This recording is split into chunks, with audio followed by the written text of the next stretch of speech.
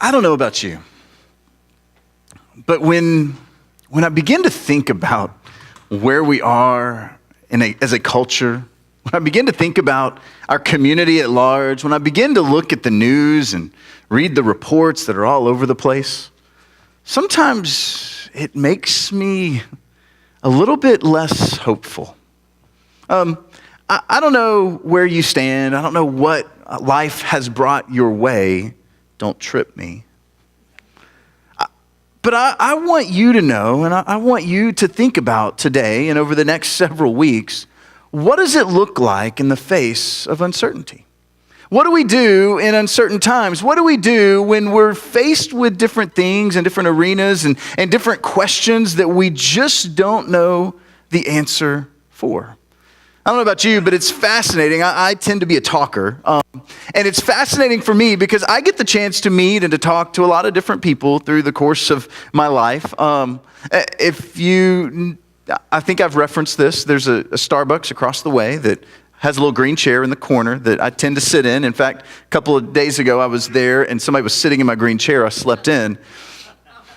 Threw off my mojo, like I didn't know what to do. And so I sat at the long wooden table that's right across the hallway from, or right across from the money taker. What do you call that? The cash register. And I can't tell you how many people walked in and said, "What's wrong? Green chair taken?" And I'm like, yes, it is.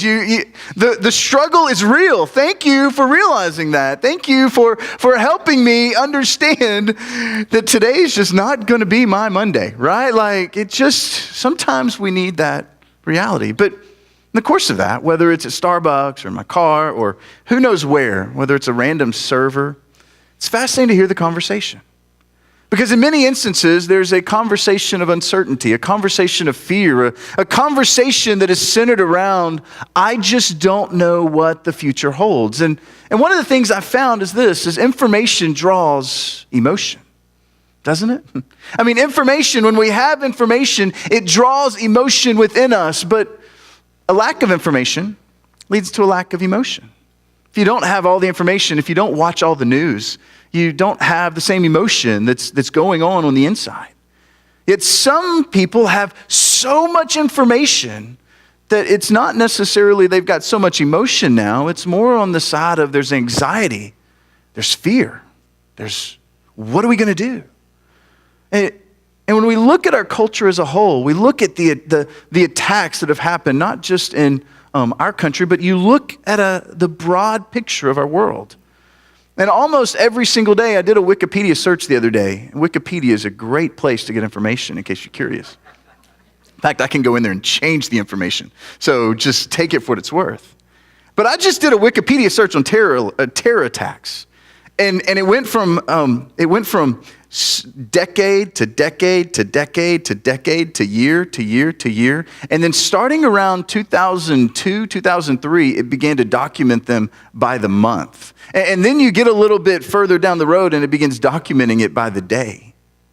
And you begin to think about, now this isn't just in our country, but this is across the world. When you begin to think about the terror attacks and the terror and the fear and the hurt and the pain, and when we watch the news, we begin to think, what in the world? I hate it for those people. What do we do? How do we handle? How do we cope? Where do we go? And there's something inside of us that's a little bit of a 15-year-old at times to think, nothing can happen to me. I'm invincible.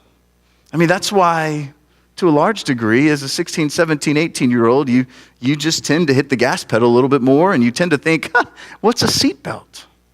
You think there's this invincibility, and then all of a sudden, as a country, as a culture, we began to see things like 9/11 impeded on our security. We began to see the Boston Marathon attacks, the Orlando nightclub shooting. You begin to see what happened in Las Vegas. You tend to see what's going on in schools across the country. I mean, we never thought it would happen in Texas, and then it happened in Santa Fe, just roughly about 40 minutes from where I grew up. And you begin to put yourself in those shoes. You begin to say, not necessarily it's never going to happen, but you begin to put yourself in the perspective of, when is it going to happen? When is this going to be my reality? So how do we handle that? what do we do with that? And it's not just the fact that it's terror. I mean, you look at it from a religious perspective. In many instances, the religious attacks, they're pulled off by the perpetrator. Basically thinks that somebody, and in some instances, it's a religious entity attacking a religious entity. And what you see is an individual thinks that these people are being too moderate, too liberal, that I need to bring them in. I need to do everything I can so that I can make a name for my God because you're not doing religion right. It's got a religious thread to it, but it even has a Christian thread to it. When you begin to take the Christian perspective, when you begin to look at Christianity as a whole, you begin to see that today in our culture, while we are somewhat shielded in America, today in our culture there are people across the country that are being killed for their faith every single day. In fact, there's roughly about 255 Christians that will die this month alone because of their faith in Jesus Christ. There's another 104 that will be abducted. There's roughly 66 churches every single month that will be destroyed, that will be overturned, that will be just blown up as a result of putting their faith in Jesus Christ. Now, for many of us, it's easy for us to kind of push that aside and say, yeah, but that's the world we live in. That's the world at large. But we live in America. A couple of weeks ago, actually, it was several weeks ago, I got the chance to have a conversation with a lady that is an Egyptian Christian. And she lives here in the States, and you know, full disclosure, this was Uber, all right? Like, She hailed an Uber, and I was the one that showed up, and I'm like, hey, it actually was my first ride of 2019 because at midnight, she buzzed me because her Christian party was over. And so out walks this lady, and I'll just full disclosure, I'm sitting there and I'm reading my app thinking, who is this? Like, where am I going? And I pull into this big dark church, and I'm like, part of me was a little bit sad that I'm picking up a Christian on that. And I'm like thinking, I can save the world. I'm getting the chance to put some drunk in my car that's not going to drive, is not going to hurt the world. And God, you gave me a Christian, right? Like, sorry, that's just me. I might be demented and weird.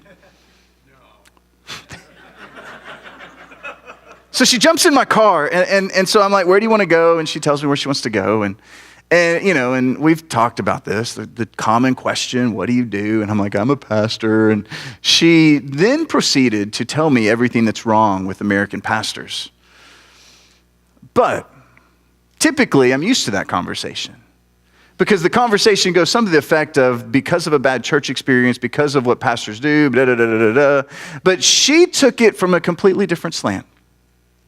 Because she had a neighbor, and this neighbor was one that was Muslim from her home country of Egypt, and she had taken a liking to her, and she began to love this neighbor and really trying to pour into her. And then the neighbor's husband got detained and got put into a detention center, and so she then got to step in and help the neighbor, and then the husband comes back, and then all of a sudden, out of nowhere, they just go away.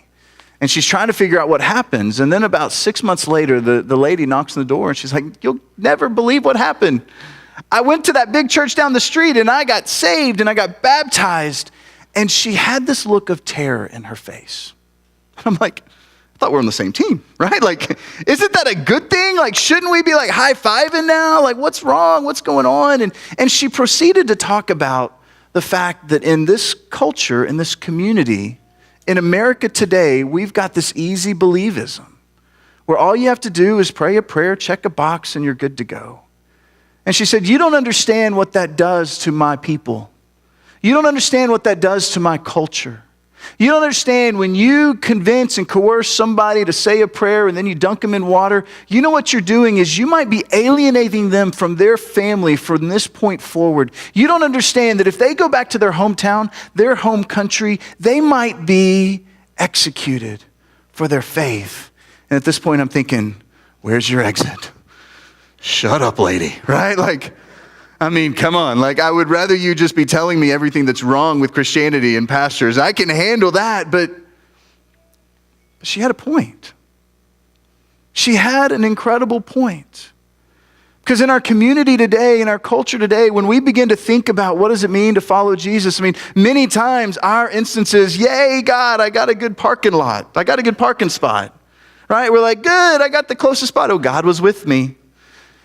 And not trying to diminish that, but when we look at that from the big picture, when we begin to look at what is going on in the world, when we begin to look at what's happening even in our own country, when we begin to see how do we respond, how do we react, what is going to happen, when we begin to look at the news and the information and the political structure, and we begin to say we're either right wing or left wing, and we're fighting through the mess and all that's going on, how do we maintain this Christianity in the midst of what looks like great uncertainty?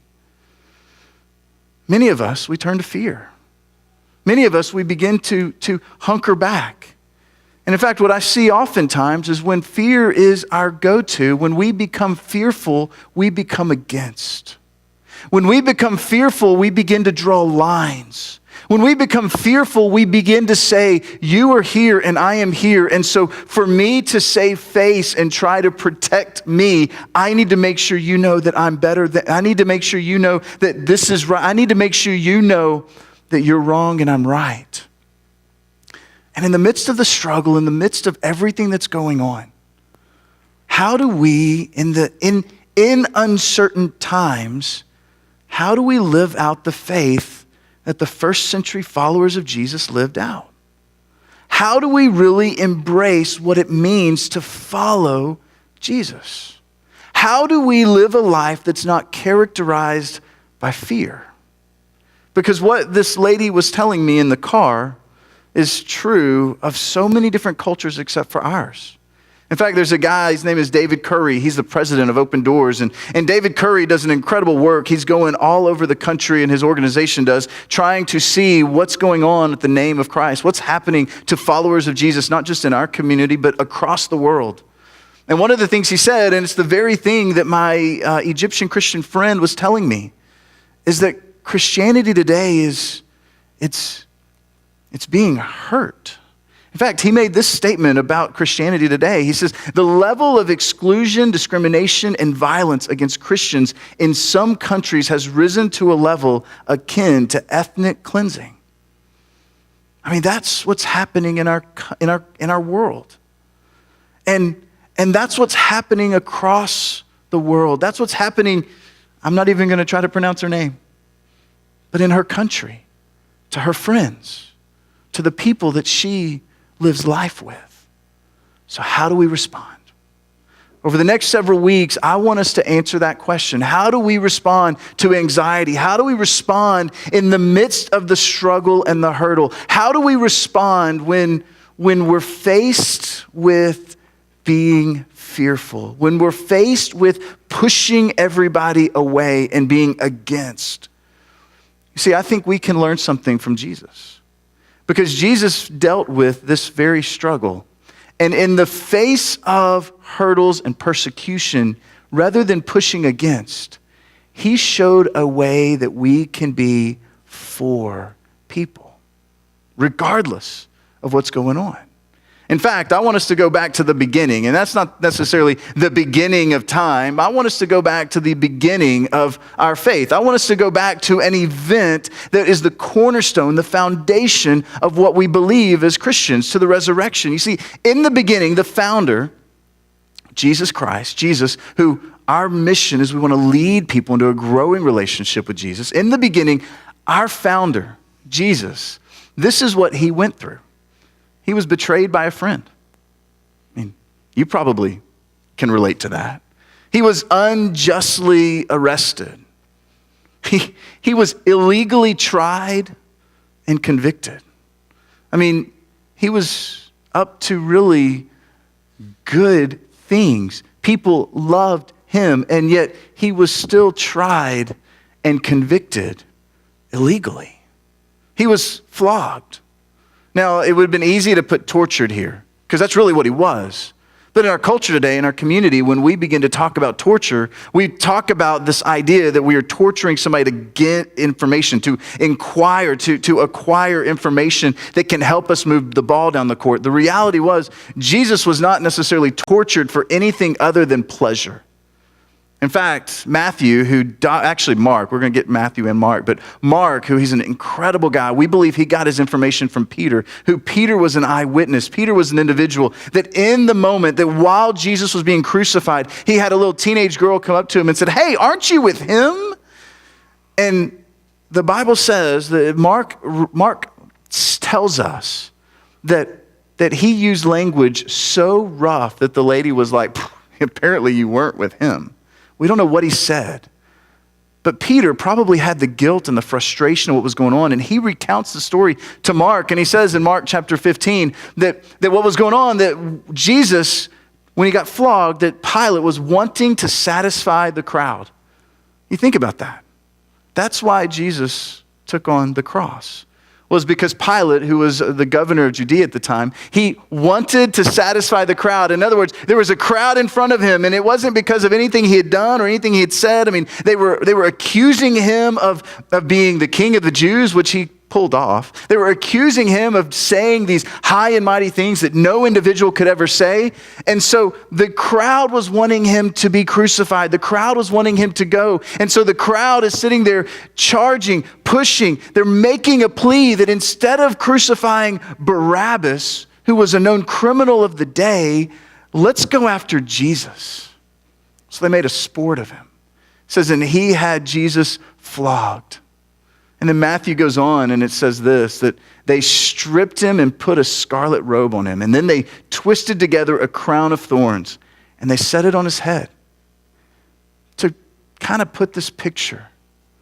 Now, if we were to go into what this really looked like, there's several movies that have depicted it. In fact, there's some movies, when growing up, it was like you can't watch our movies unless it's about Jesus because, well, let's be honest, I mean, you can watch any movie that's about Jesus, right? But just don't watch our movies. And we made this movie called The Passion of the Christ, and it was so bloody and gory that they said it's got to be an R movie. But that depicted a lot of what was going on. I mean, to be flogged, what they would do is they wanted to do everything they can to bring about as much pain as possible on the individual. And so these two centurions, these two guards, Roman guards, would have this foot-long pole, and attached to the pole would be 6 to 8 feet long strips of leather, multiple strips of leather. They would get it wet, but it's not just any kind of leather. This leather would be put together with glass shards and steel and all kinds of different things just to elicit pain. And they would hit him over the back so that it would wrap around his stomach, and then they would rip it off. And you just imagine the pain and the agony that's going on, and it is even beyond that. And they would do it 39 times because they assumed that 40 times would kill a person. So we're going to go right up to the line. And you've got this tattered back that's bleeding and ridiculous. And so what do? They give him a scarlet robe because he apparently is the king of the Jews. They throw the robe on top of him all the while he's tied up, and he's just in a position that welcomes ridicule. And they take a crown of thorns. I don't think it's like the thorns on our rose bush out front. While they do hurt, don't get me wrong. But I can only imagine that they were wanting to elicit pain, that they were making giant thorns and making this crown, stuffing it on his head. And it says that they went on and they put a staff in his right hand and they knelt in front of him and they mocked him. Hail, King of the Jews. And Matthew goes on and he says this, they spit on him. And then they took the staff and they struck him in the head again and again and again. To think, that's what he went through. To think, that's what Jesus endured. In the beginning, the founder of our faith, he was betrayed by a friend, unjustly arrested, illegally tried and convicted, flogged, and was given the maximum sentence. You see, the Romans, something that would be valuable to know, the Romans, they didn't invent the crucifixion. They didn't invent the crucifixion. It was something that was already there. But what the Roman government did was they perfected it. Because there's nothing they wanted more than somebody that could belittle their government, or somebody that would step over the line, or somebody that would make fun of them, or somebody that would do something that would cause the government to be up in roar. So what they would do is they would ensure that it was a public spectacle, so that anybody and everybody that was around would know, you don't mess with the Romans. You don't mess with them at all. And so what they would do is they would take this crucifixion, they would put the individuals just inches off the ground. We look at the pictures of the crucifixions that we see, and it's like they're way up on a hill, and it's like, these really, really giant crosses are like 3 and 5 feet off the ground. And you just kind of look from a distance, but that wasn't the case. The criminals were typically just a couple of inches off the ground, just enough to where they couldn't touch, but they were low enough to where you and I, we can look the individual eye to eye. Where we could go, if that was an individual that hurt us, that they did something to our family, you better believe we could walk up to them and we could let them know exactly how we feel about it. We could let them know exactly what was going on in our mind. We could walk to them and we could tell them what's up, because they had nothing they could do about it. There were nails that were pushed into his arms and in his legs. And that wasn't what killed him. They didn't bleed out. In fact, the thing that killed him was the suffocation.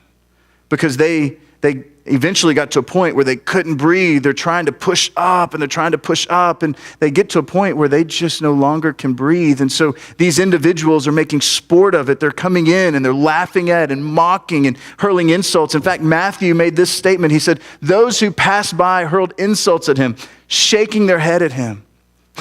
Come down from the cross if you're really the Son of God. He goes on and he says, they would say this, he saved others, but he can't even save himself. It's interesting. When you look at the life of Jesus, if Jesus knew this was coming, wouldn't he have run? And when you look at the account of Jesus that Matthew and Mark and Luke put forward, don't you think if Jesus really knew this was coming, don't you think they would have captured him maybe in a port city getting ready to get on a boat and go the opposite direction? Don't you think if this was really the case, if Jesus really knew what was going on, don't you think maybe like Saul and David, when David was trying to hide from Saul, maybe Jesus would run to like the caves in the En-Gedi and maybe hide there for a while and think, they'll never find me here? No. Jesus, knowing good and well what he was about to take on, he walked into the capital city. Some say he rode in on a donkey in broad daylight. He had every reason to be fearful. He had every reason to run the opposite direction. He had every reason to do everything he can to stay away from what was about to happen, because I don't know about you, looking at what just happened to him, everything inside of me says, homie, don't play that. But Jesus, knowing what's about to happen, what he's about to endure, walks into the capital city under his own power, not trying to hide, but trying to let what must be go on. You see, your Savior, my Savior, he's incredible. He looked uncertainty, he looked hurt, he looked fear in the face, and he said, I'm not going to be fearful, come what may. But the problem is, when we begin to think about Jesus as this bold Savior, this incredible leader, the art gives us this picture.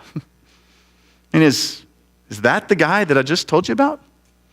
When you think about it, you've got this really precious picture, and no slam on artists at all. I mean, artists do an incredible job of depicting what they really think should be. But when we look at this picture, I mean, it's just this very cute and polite picture that even has a little scar on his hand to depict that, hey. But when I think about Jesus, when I think about who Jesus really was, he was an individual that just looking in his eyes elicited incredible respect. Through the course of the accounts in the Gospels, Matthew, Mark, Luke, John, they're constantly referencing the fact that the people around him, they were amazed at his teachings. That he taught as one that had great authority.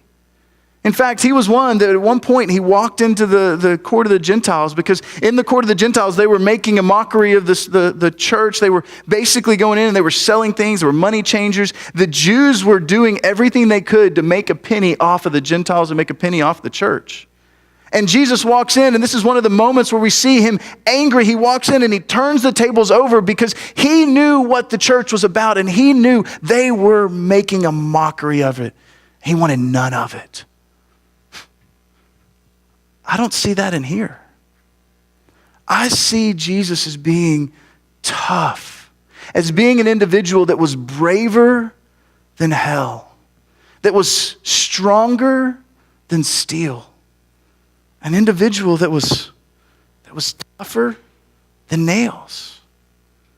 And Jesus was constantly looking at the individuals, and he would look at his disciples, he'd look at those in his midst, he'd look at those around him, and he would give them one command, and he would say this, he would say, follow me. It's uncertain times, it's okay, follow me.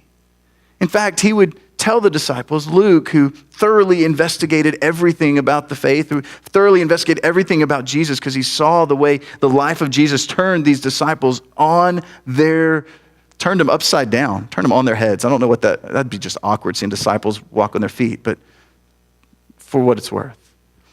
Luke says this, Jesus would constantly say, hey, whoever wants to be my disciple, wants to be my learner, wants to be my rabbi, whoever wants to be my disciple must deny themselves. Deny. It's an interesting word. I mean, even Jesus' followers loved being his followers when things were good.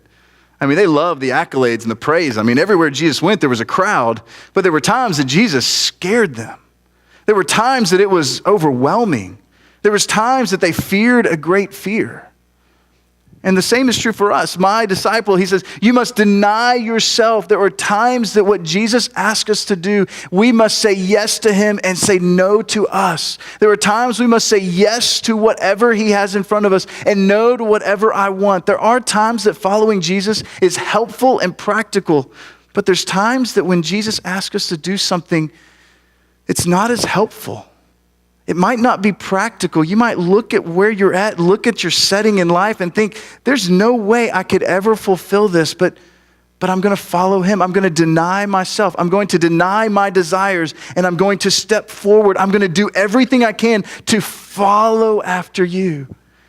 He said, whoever wants to be my disciple must deny themselves, take up their cross daily, and follow me, which we read that and we're like, that's cute. I mean, because we think of crosses, right? And it's at the top of every church. I mean, people have them on a chain. Like, crosses are these knickknacks that we collect. But when Jesus was making this statement, he was making a statement to a bunch of individuals that look at him like, Jesus, do you understand what a cross is? Like, it's a form of execution. You want us to take up a form of execution to follow you? And Jesus is saying, you must deny yourself, take up your cross daily. In other words, you must be willing to sacrifice on my behalf.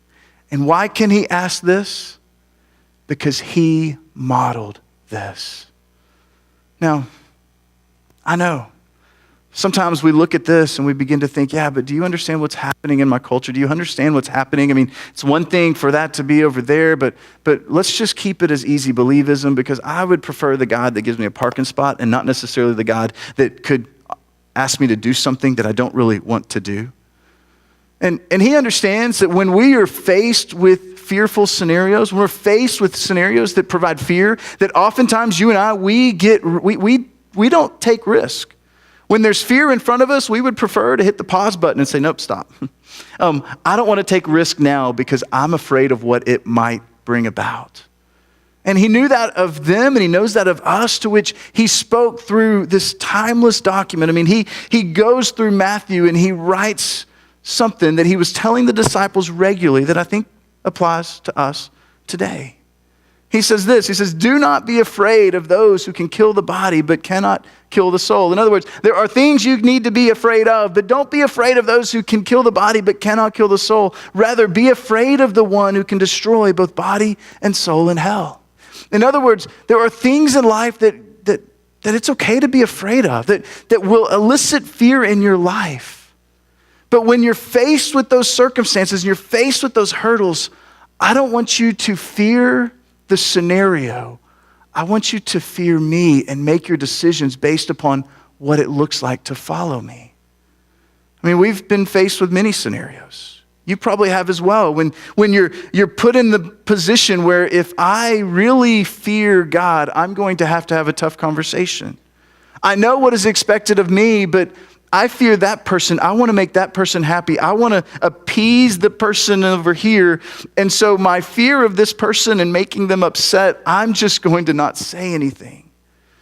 Or maybe the scenario plays out where a relationship needs to end. Maybe the scenario plays out where there's a job that you find yourself cutting corners and you're fearful of the boss and God's saying, don't be afraid of those who can kill the body or could lose your job or could make you single, but cannot kill the soul. Rather, be afraid of the one who can destroy both body and soul in hell.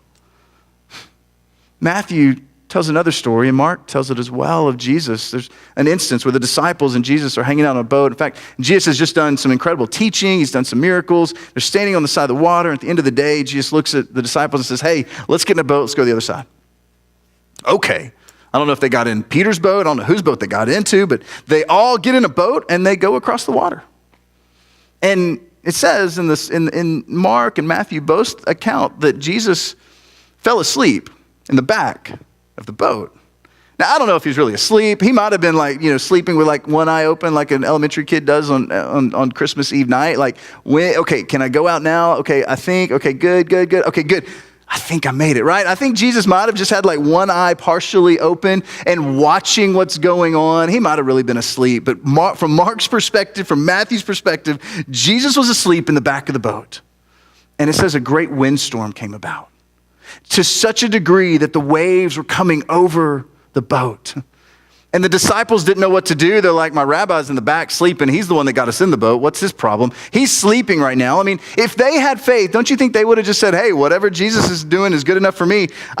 Shouldn't they have just curled up beside Jesus and let's just all nap together. Maybe we'll all die together. I don't know. But they were so fearful that they go and they wake up Jesus. Jesus, don't you understand? There's a crazy windstorm and we're about to drown. And Jesus looks at them and he replies to them and he says, you of little faith, why are you so afraid? To which I'm sure they said, because we're about to die. It's a windstorm. There's water coming over the boat like we're about to drown. There's reason to be afraid. To which Jesus then gets up and he rebuked the winds and the waves and it was completely calm. And he goes on and says, the men were amazed. And they asked, what kind of man is this, that even the winds and the waves obey him?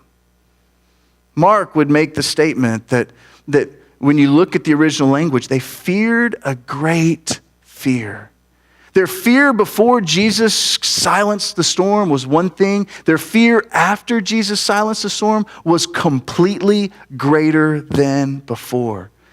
In other words, the things of this world, they might bring fear into our life, but there is one that we need to fear more than life itself.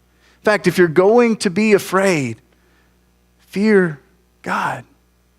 If you're going to be afraid, there are things in life that should elicit fear. If we're going to be afraid, the answer, the hurdle is to fear God.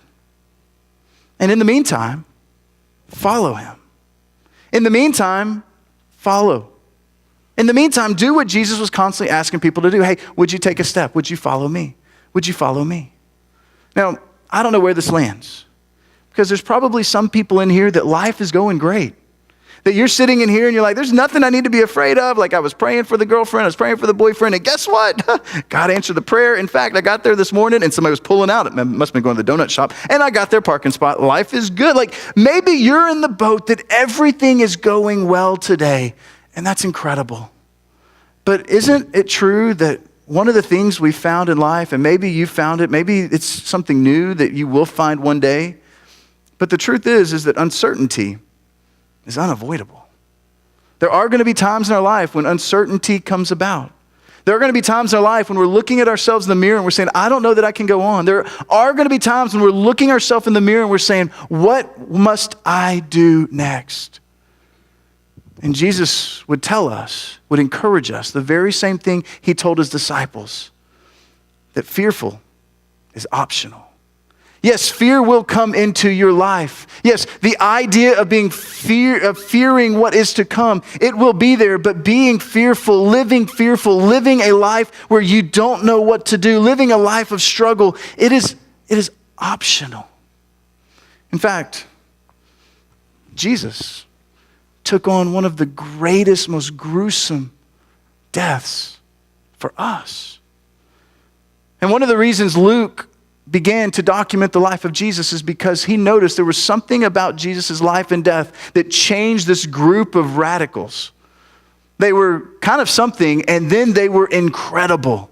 They began going and doing incredible things, living their life, turning their life upside down. Luke would want to thoroughly investigate it because there was something about Jesus' life that changed these guys forever.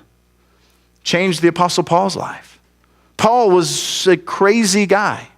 He was a guy that, much like Open Doors talked about, he was a guy that was set on eliminating the followers of the way. He wanted to do everything he could to get Jesus' followers out of the way until he became one. And it says in one instance that he went into a city, and he would do this oftentimes. He'd go into cities where he wasn't welcome, and he would tell people that, hey, Jesus is the way, you need to follow him. And there was one instance where Paul actually got stoned for his beliefs. And it says that an individual came and grabbed him and dragged him out of the town, leaving him for dead. I mean, that's what you do, right? If you stone an individual in your town, you're like, well, we don't want evidence of it. Let's throw him into the wolves, right? It says Paul came too. And he realized that there's still people in there that need Jesus. So he got up, probably banged up, bruised, black-eyed. I mean, they probably knew that was Paul. And he goes right back into that same city. What would possess an individual to do that? In fact, the followers of Jesus in the 1st and 2nd century were individuals that lived courageously. They lived their life as if there was nothing here on this earth to fear. In fact, during the Roman rule, especially in the 1st and 2nd century, especially Nero was one that he made sport of killing Christians. He would throw a big party and he'd put Christians and impale them on as lamps. He would basically light them on fire, and that was the light that he would use for parties. And in the 1st and 2nd century, many times the Christians would be the individuals that are thrown into the Colosseum, and there would be great animals. There would be the Roman guard and different individuals that would come in, and they would make sport of killing these Christians. And they would have nothing to defend themselves with except for just running. And oftentimes there was nothing they could run for. They were in a closed Colosseum. And Claudius Galenus, I have butchered it so many times, but Claudius Galenus, he was a 2nd century physician. And one of his jobs as a physician was he would go into the field and he would see, are these individuals really dead? And one of the things he noticed as these Christians were dying, as these Christians were sport, there was something that caught his eye that he documented. And we don't know if Claudius was a Christian, became a follower of Jesus or not. But this is what he documented in one of his journals. He said, for fearlessness of death and the hereafter is something we witnessed in them every day. He would see these Christians that were thrown out there for sport. And there was a fearlessness, this idea that it doesn't matter what you do to me because my fate is sealed. I am looking forward to what is next.